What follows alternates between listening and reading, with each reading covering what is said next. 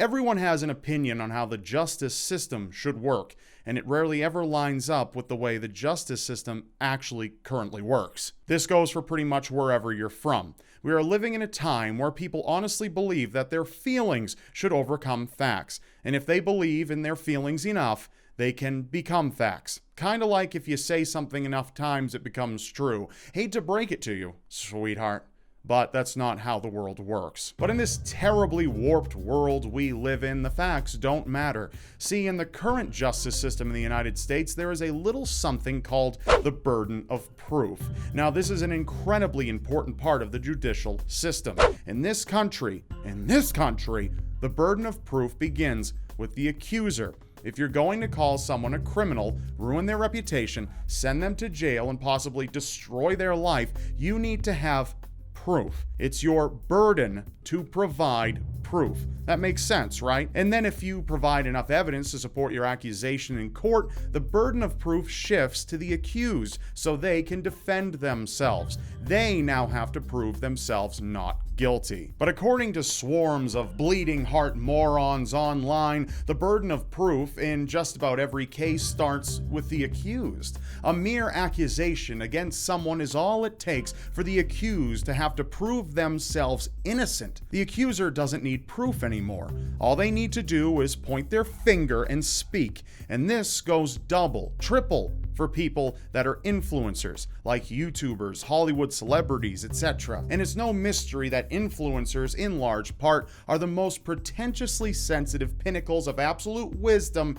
you'd ever see in your life. They tell you how to think, how to feel, how to spend your money, how to vote, and how to live your life. And all it takes is one of those influencers to point the finger at you, and all the brainless lemming followers come bursting through the gates with pitchforks and torches, and it's up to you to disprove the accusations. I see it all the time, but not just with influencers at the helm. It seems the masses have adopted this mentality themselves and propagate it at any given opportunity. It got a huge boost after Trump's election, when everyone started saying that if you voted for Trump, you're a racist. But black people voted for Trump. But according to many of these same people, black people can't be racist.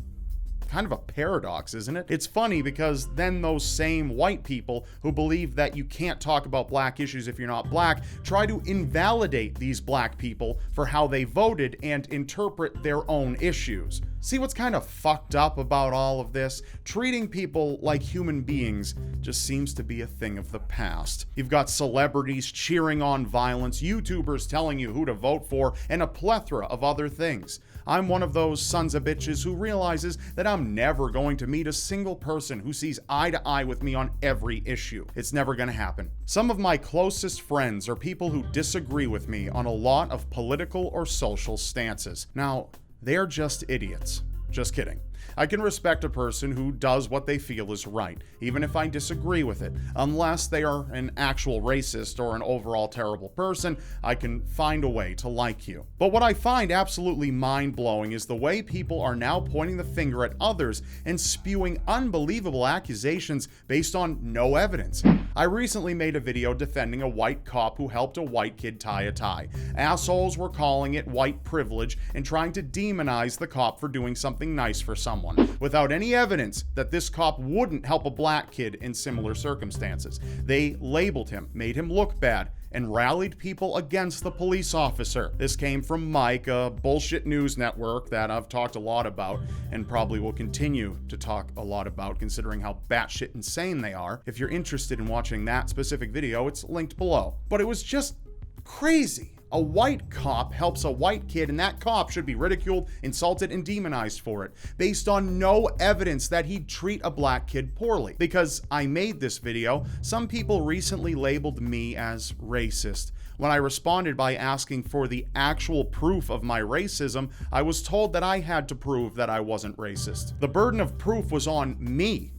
Immediately on me. Like, how am I supposed to even prove that in that kind of circumstance? What do I do? Say black people are awesome and bam, suddenly I'm not racist? As great as that would be for me, it's not proof of anything. And then I see last night a YouTuber who shall remain nameless, going off on Twitter about a celebrity, Casey Affleck, who settled the case outside of court. She was fuming that Casey Affleck, who the media has described as a fucking creep, won an Oscar. If you don't know, Casey was involved in a couple of bad situations where he was accused of sexually harassing two separate women on the crew of a movie that they were filming in 2010. Casey Affleck denied all allegations, threatened to countersue, but eventually both parties agreed to mediate outside of the court and they settled. So this YouTuber automatically started pinning guilt to Casey, heavily implying that settling out of court meant you were guilty. And if it comes down to sexual harassment, then forget it. You're definitely guilty, no matter what, because no one ever lies about that kind of thing. And don't get pissed at me for saying that. It's not guys who refuse to believe any allegation that hurt the credibility of real victims. It's the women who have faked rape for fame, money, or whatever else that have hurt the credibility of real victims. But anyway, it seems that according to this YouTuber, her emotions don't only overrule logic, but replace it. Her feelings are facts. She was confronted for spreading this settlement equals guilt ideology to her impressionable fans who were all like, yes, yes, yes. This person told her the truth, that settlements do not equal guilt, because you don't know the circumstances around why the two parties settled. But she just wasn't having it. She automatically moved to the next emotional assumption. If the two parties came to an agreement in cases like Casey Affleck's, she implied, then it was very likely because of threats. I love to break it to you, but out of all the civil cases in the United States,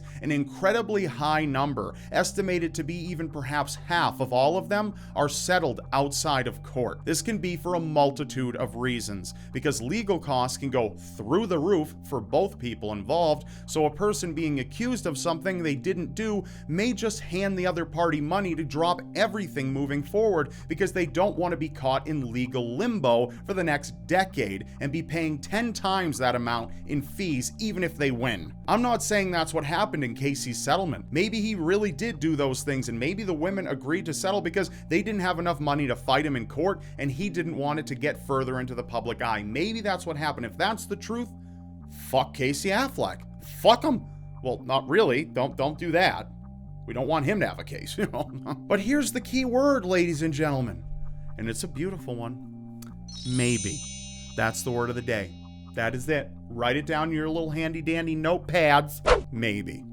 It means that it could be or it could not be. And it works perfectly when describing settlements, because we don't know the facts. But it seems now it doesn't matter anymore. Like I was saying before, the accuser doesn't have to prove anything, and the accused must prove everything. You are not innocent until proven guilty in the social media world. You are guilty until proven innocent. And that, folks, isn't how civilized society functions. So while your feelings may feel a hell of a lot more personal than facts, they still don't got shit on facts. Facts don't bend to your feelings. Logic does not flex to your emotions. And if you think you're some brilliantly wonderful person for ridiculing and demonizing people who have been accused but not proven guilty, you are actually a bleeding heart moron. You aren't judge, you aren't jury, you're an executioner, determining by your own bullshit theory of human goodness who deserves the axe. And if you're an influencer, you're handing out axes to a bunch of your followers who think, for some absurd reason, that you're the blinding light of truth. No, fuck that. I ain't about that life. Don't ever take what I say to be gospel. Always research for yourself, but I promise to always lay out facts to the best of my ability. It's really funny to me, the same people that are against the death penalty because they believe that a lot of innocent people might be killed as a result are the same people who don't need to wait for a verdict to condemn someone. It's kind of weird, huh? It's kind of weird, isn't it? Just a little bit weird. Anyway, that's it. I hope you'll thumbs up this video and show it some love, and let me know your thoughts in the comments below. Also, keep in mind you can have your opinions of someone. If someone's involved in numerous sexual assaults or the evidence just seems to indicate one way or another, it's your right not to like them. It's your right to be pissed that if they win an Oscar, that you think that's unreasonable and unfair. That's okay. But when you spread the ideology to your followers as if it's a fact, and you spread misinformation about the entire settlement process as a whole, well, you're being kind of a shit. Thanks again for watching. If you're interested in seeing any more of my videos, you could just press right over there. It's pretty cool. I don't mind. You can touch me there. I'm giving you consent. And of course, don't forget to subscribe by pressing above. And I'll see you next time. God, this world.